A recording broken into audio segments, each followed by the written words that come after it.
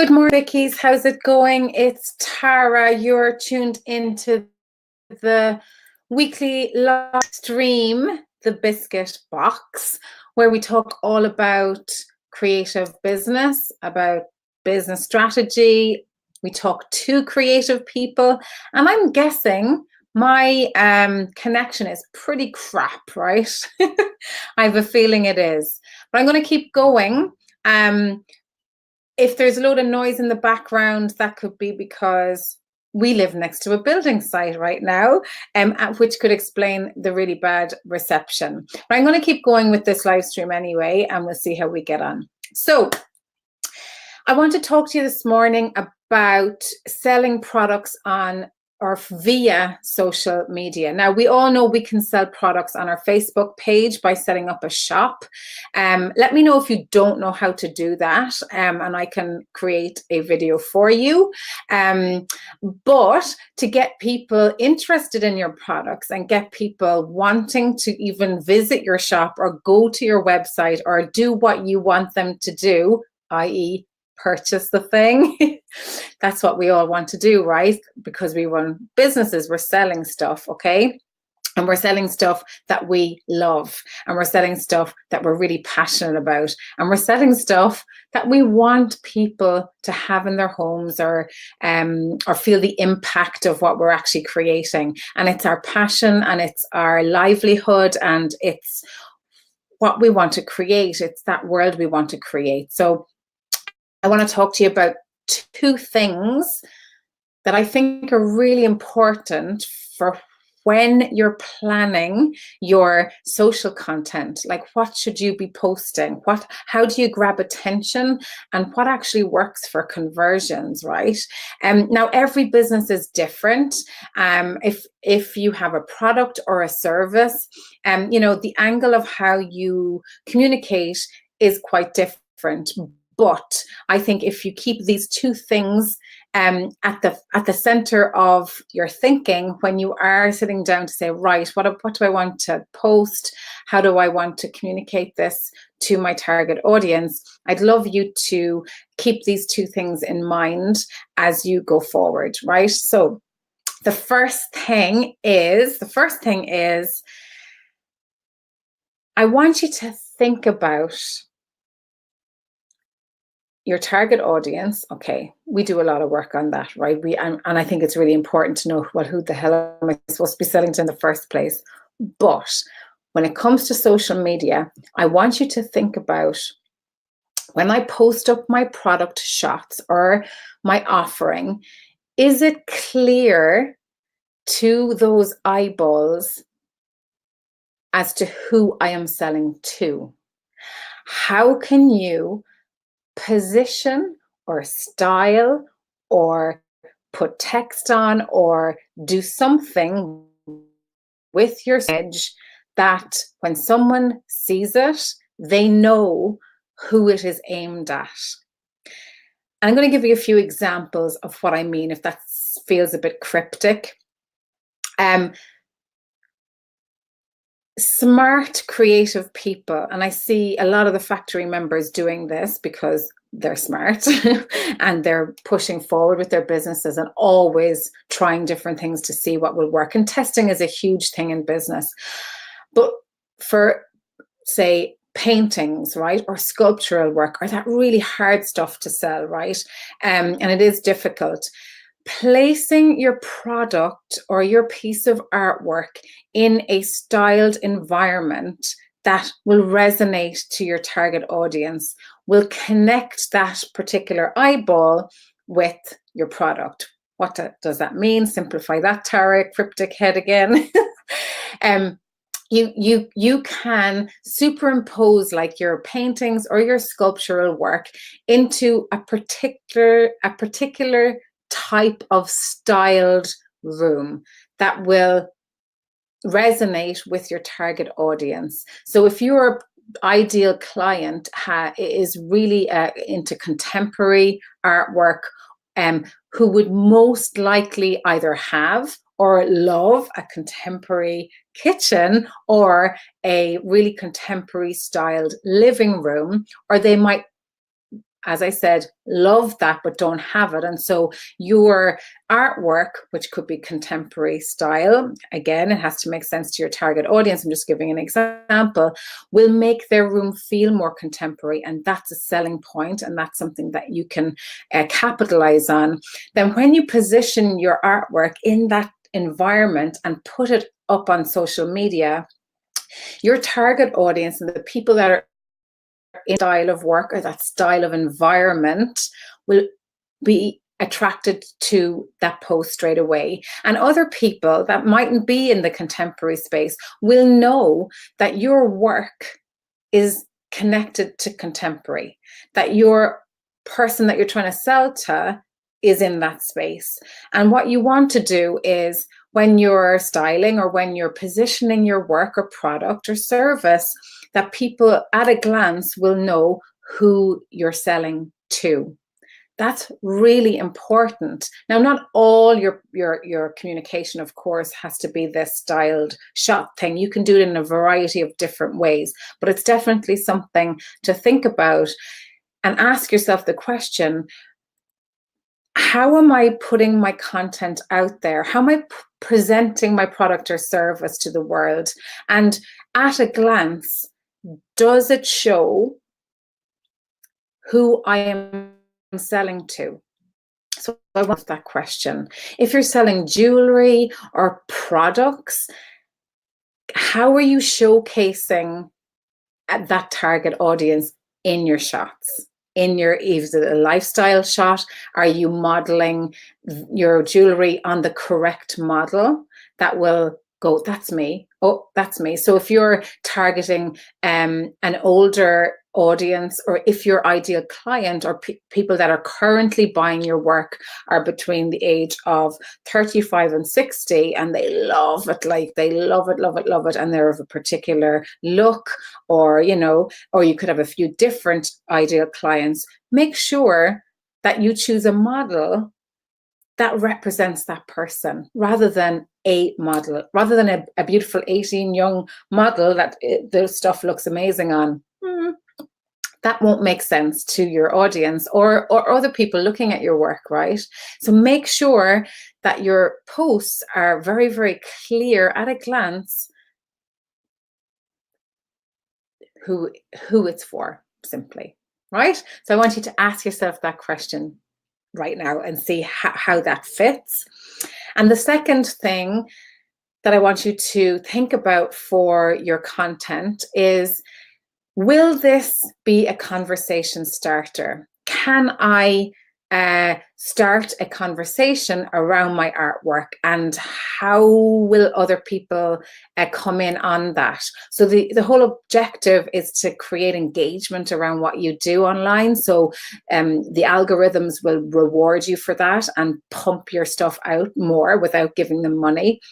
And that's a hack that we all know we have to do, but it's really challenging to get engagement on our posts, right? So I want you to think, what can I put out there that will start a conversation? Do I ask a question about my work? Do I break the mold in what I'm doing and try and angle it that way? How can you start a conversation around your work and make sure that it's interesting for other people to come in on?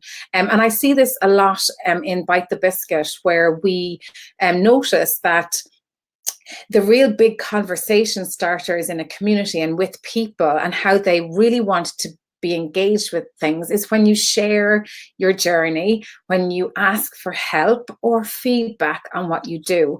And I think it's a really powerful way of involving, and especially in the creative sector, of it involving your audience with what you do, creating engagement and bringing people with you on that journey. But think about how, in whatever business you're in, how can you start a conversation? How can you post something around your work that will spark conversation?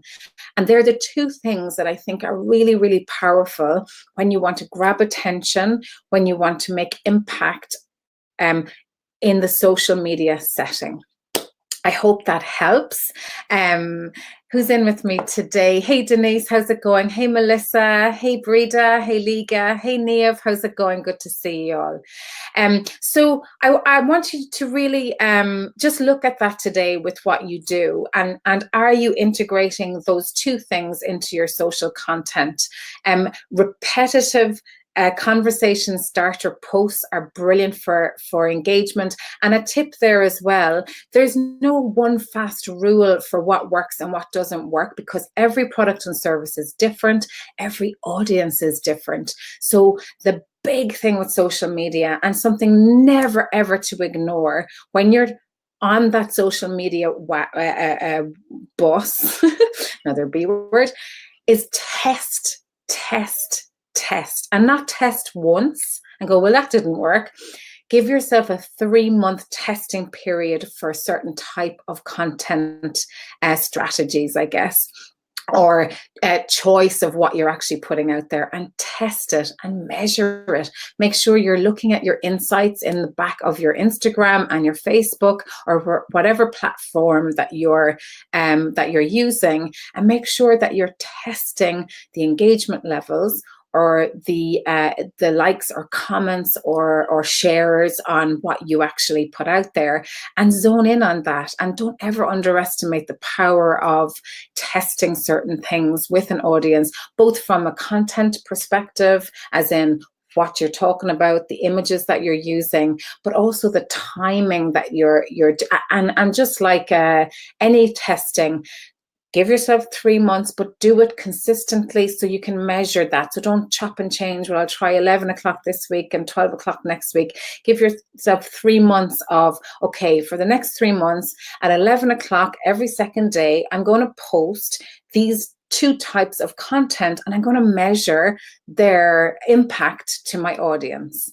And that's how you can really move forward with planning your content that's actually going to get you more engagement and more click-throughs to your website, or virality of people sharing your stuff. And all that has a huge impact on the bottom line when you go to selling from social media. Okay, so who's talking to me? Hey, Lindsay, how's it going? Hey, Middy, how's it going? Hey, Osreen, lovely to meet you the other day. Osreen, it was great to meet you. So Niamh says, well now, Niamh. This is so timely for me. I've dragged my heels here for so long. I have a few questions. Should I power them here? Oh, flake away mad. Hit me like a roller coaster, Niamh girl. I hope I can help you. But definitely hit me in the comments here, Niamh, while I'm on live. That would be awesome. So I'll wait for those questions. If anyone else has any questions, please just drop them in the comments while I'm live, and I'll address them. And if you're watching the replay, please drop any questions that you have for me on anything, actually, specifically maybe what we've talked about today to make sense for other people. But hey, there are no rules in Biscuit. What rules? What are they like? To mind them. Hit me in the comments, and just make sure that you tag me at Taraboo, so I'll get notification underneath the comments. Okay, so Niamh, hit me with your one. In the meantime, to repeat those 2 things, is it clear from your posts who your product is for? So that leads me to this question: do you know your target market? See, I put an S at the end there. Why? Because creative products and services in general, not for everybody. Some people have one particular target market and that's it, but you will have several target audiences for what you do. And it's really important to know who they are, because if you don't, you're just fecking things out and hoping some of the stuff will stick with somebody, or someone will hopefully buy your stuff. And yeah, you might get some sales, and referrals are always a great way. But if you want to make consistent sales from, especially online, or driving that traffic from your online activity to an offline event, or to your website, or to your lead capture, where you're actually building your email address so you can converse with people on email. However your sales thing, it pans out. If you don't have a sales thing, then come talk to me. I do one-to-one coaching sessions. I can help you with that. But if you do, just beware of how that process works. Okay, Orla says, hey Orla, how's it going? What website are best for putting things into interior? Oh yes, I know what you mean. So those interior kind of that you're placing them in. I know what you mean. I can't remember the name of them now. I'll find out, because all the girls inside the factory actually Orla use them. I'll find out and I'll post it in the comments below, even for other people that want that. It's gone from my head now. I'll find out for you. Fran, and I'm going to tag Fran just to see she might be in. I'm going to just tag Fran because Fran knows that information.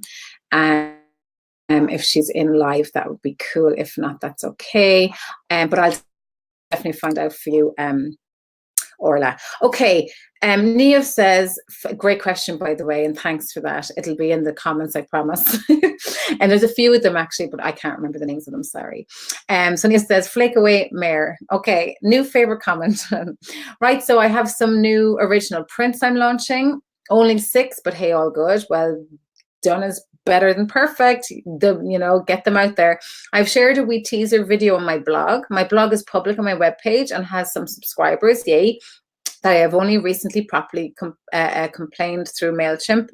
All right, that you've put together. Okay, so you have some original prints that you want to sell. Okay, so you've put a wee teaser video on your blog. Okay, so your blog is on your website. Fab. And you have some subscribers. Brilliant. So don't worry about the fat fingers. I doubt they're fat now, like Neve way. Anyway, I was going to do a live to engage new subscribers and add a link to subscribe. Okay, so your call to action from your live stream is just to subscribe for what? Why would people subscribe? What are they subscribing for? What's the benefit of being on your email list? I would advise you to do live. Definitely, you're brilliant on live. To tell people that you have new original prints, right? Or that they're coming up. And make sure that you're emailing your list that you have new work coming up and keep them in tune with what you're doing as well. It's really important. Okay, the question, do I need to remove blog from website before I do that, or does it matter? To get first look is idea now. Hang on. Do I need to remove the blog from the website? Oh, Jeannie Mac, never remove your blog from your website. No. Your blog is gold on your website. That's what moves. So if you think about your website has your about page, your home page, your product page, perhaps, if you have that set up. If not, you could have another fiddly page about something, right? So you have all these pages and you set it up and they're all there, but they stay stagnant kind of for big chunks of time, like 3 to 4 months, 6 months, years, maybe for a lot of people, right? But what's the page that is continually updated, that content is being made for all the time, is your blog page, right?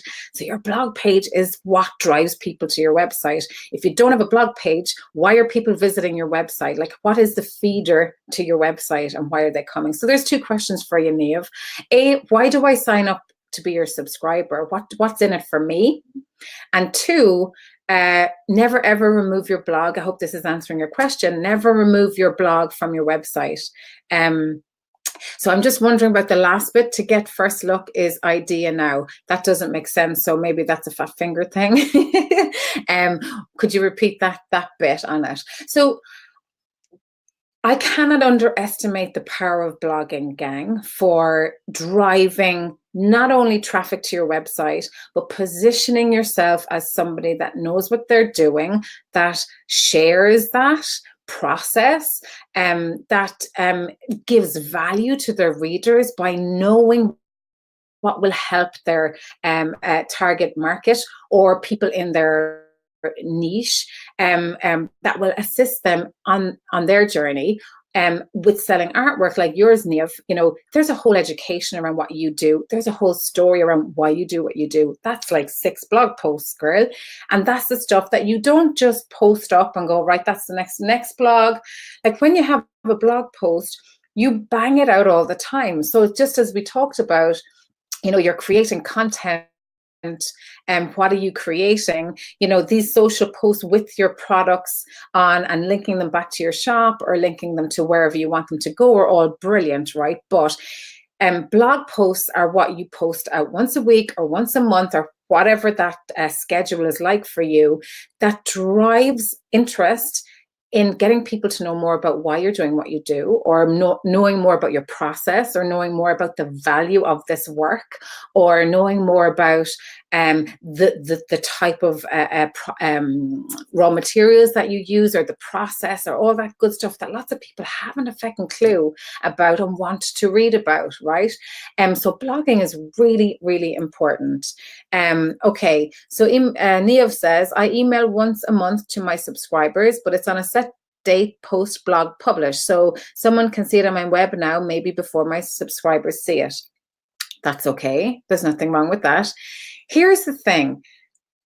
So you're worried that people will read the blog first and then get it in their email to read it again. Is that what you're worried about? Or are you worried that your subscribers will get it after other people will see it?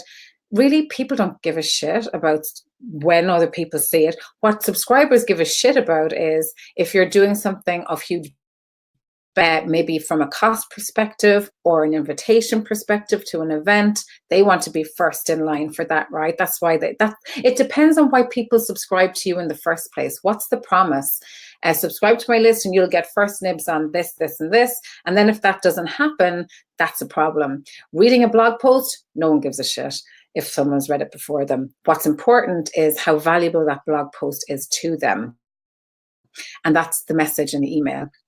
I hope that answers your question. So Niamh says, I'm trying to engage them prior to adding the new work. I'll get a sneak peek before full launch. Yeah, perfect. That's brilliant. And definitely that's the email out. So are you worried that you're blogging about that and then it's public and then your sneak peek to your subscribers, that's just the same content? Is that what you're worried about? Here's the other thing.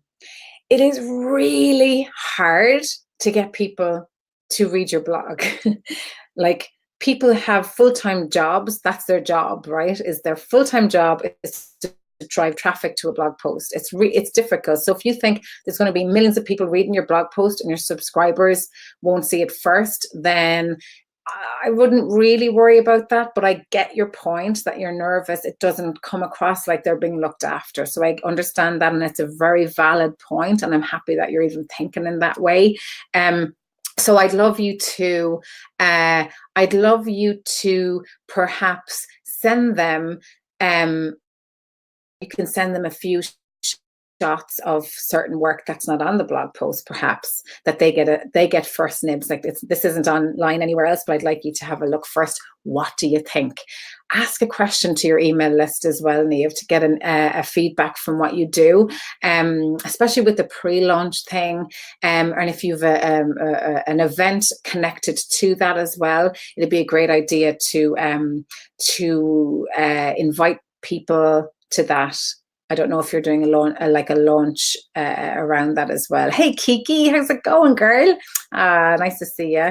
Yeah, that's my worry. Okay, so don't worry about that. But I don't be worried too much about that. People really don't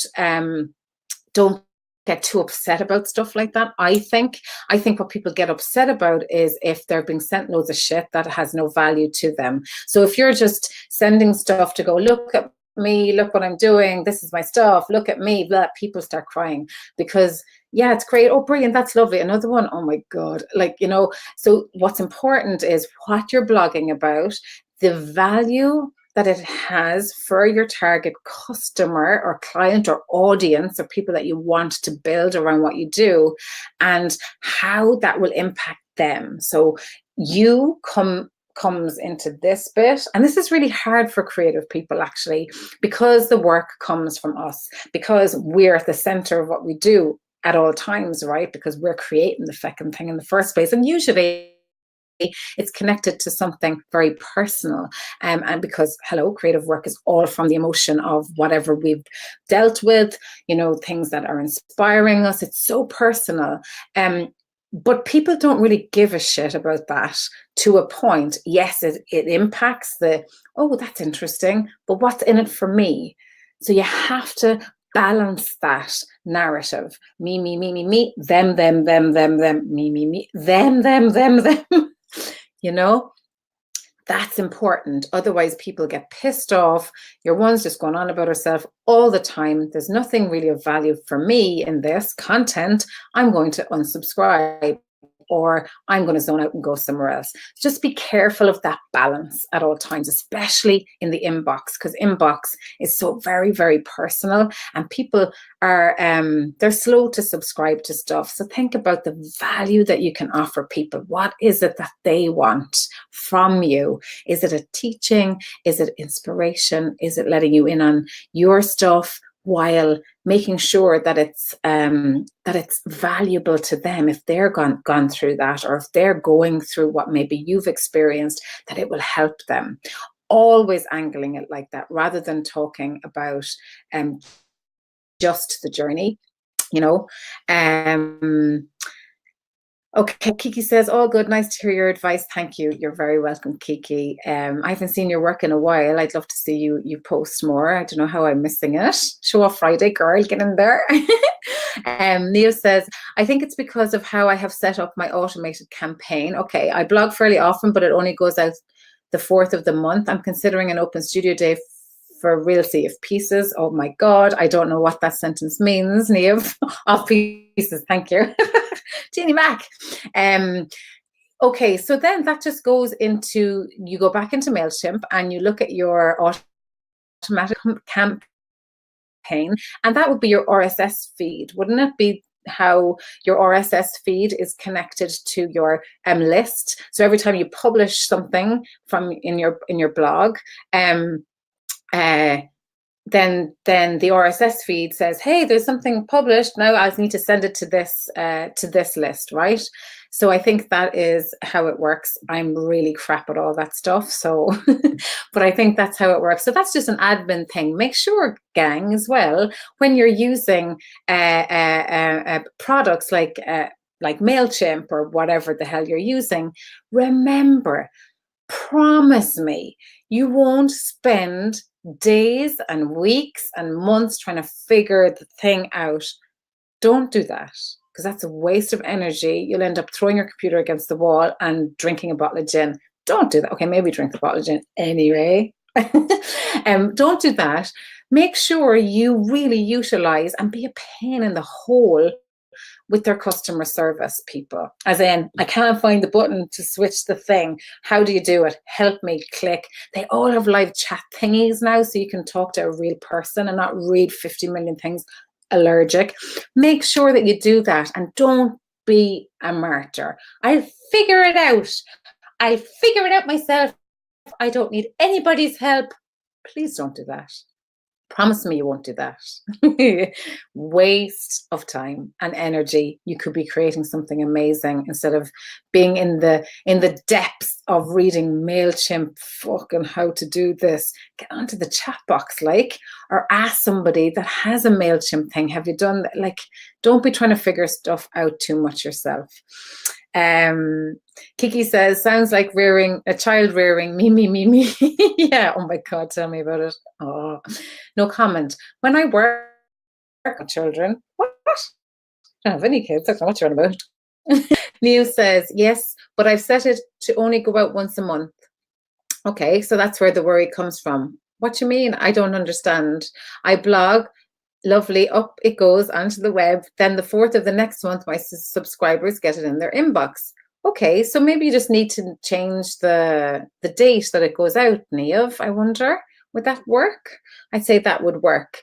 Maybe just change the date. So I think if you have an RSS feed set up, the minute you publish your blog, your subscribers get it. So look at that. So I think perhaps you have the incorrect thing set up from the MailChimp thing. Is it an RSS feed, and maybe it's a condition in the RSS feed? Go into customer service and say, this is my thingy, help me and do it. If you don't mind, I have to go off and create beautiful artwork. Hey Ian, how's it going? Are you well? Okay, Neve says, but I don't want to do more than once a month, 12 times a year. Ah, Jesus, yeah, girl. Hello, who was time to blog every week? Only blog people. So that's loads. I mean, Jeannie Mac, 12 blogs posts is brilliant, like a year, fantastic. Don't be worried about that. And here's the thing, as I just said earlier as well, when you're blog writing, don't think it's one piece of content that is up. That's that done, and never use it again. Oh my God. One blog post, you can repurpose the shit out of it. Think about it. One blog post can turn into a series of social media content thingies that you say, okay, I have one blog post, how to make bananas out of nails, right? Yeah, I am mental. How to make bananas out of nails. That's my blog post, right? So it's a how-to blog. So then you have a whole month of talking about bananas, about nails, about different things, blah, blah, blah, blah, blah. And you're cutting up the blog post and pulling bits out of the blog post to make little versions of the blog post all over your social to drive people to the blog post, which gets them over to read about your stuff, to showcase what you can do with bananas and nails, that can position you as an expert in your field, that gets people to read and be on your website, where they go to the about page, they even go to your gallery or your shop page and they sign up to be a subscriber to get the thing. What is that thing? Have you thought about that? What is the thing on your website? That's a different live stream. I'm going out on tangents, but that's really important. So blog posts are like hugely valuable. You can cut them up, you can turn them into you can if you do live blog, like if you live stream, Neve, you can turn that into a blog. So if you live stream, you can download the live stream, lob it over into your blog thing and write the content underneath, or the main points, or even just have a video up there, So blogging is really, really great. Neve says, no, girl, I blog more regularly than that, but I only want to email once a month. Oh, right. Okay. Well, that's grand. Sure, then you just email once a month with your latest blog. Sure, that's okay. I'm annoying myself here, round and round and round. Are you like a dog chasing your tail, Neve? You're stressing about really something that's not important, really, in the bigger game of thing. What's more important is this. Hang on. More important is, where is it? You want to, I can't find it now. It's under the MailChimp. You want to do what? You want to, a studio open day. Okay, that's the important bit. How are you, send the blog out. However, you could have 8 million blogs written a month and only email your subscribers once a month with the latest blog, whichever blog that you want, or whichever blog is in the pipeline of blogs. That's brilliant. That's okay. Don't worry about the other thing. Don't be stressing about it. It's fine. The important bit is, from your blog posts, perhaps, what's the call to action and what are you trying to promote? What are you trying to get people to do from your blog post? Okay. Right, gang. Neve, that was a great little one-to-one session there for you now. Sure, it's all good. Okay, if you're watching the replay and you want to hit me with a question, make sure you do in the comments. Just make sure that you tag me. Next week, I'm talking to a guest, Lorna Watkins, who is on residency up in the west of Ireland. And Lorna's going to come on from her residency and talk to us about how to get a residency, what that application process looks like, why you should do a residency in the first place. What the hell is a residency anyway? I'm really interested in that because I haven't got a clue about residencies. And I hope it'll be of benefit to you guys. So next Wednesday, I'll be here at 11 o'clock with the lovely Lorna Watkins. Like, seriously, lush Lorna Watkins, who always blows everybody away. If you've had the pleasure of meeting that lady, she's absolutely addictive. So see you next week on the Biscuit Box at 11 o'clock. Have a great day, have a great week, and hit me in the comments if you want me to answer any more questions. And if you want a one-to-one, I have a few places left for June, so hop on. I'll leave the link in the comments below. Okay, gang, keep creative. Talk to you next week. Bye.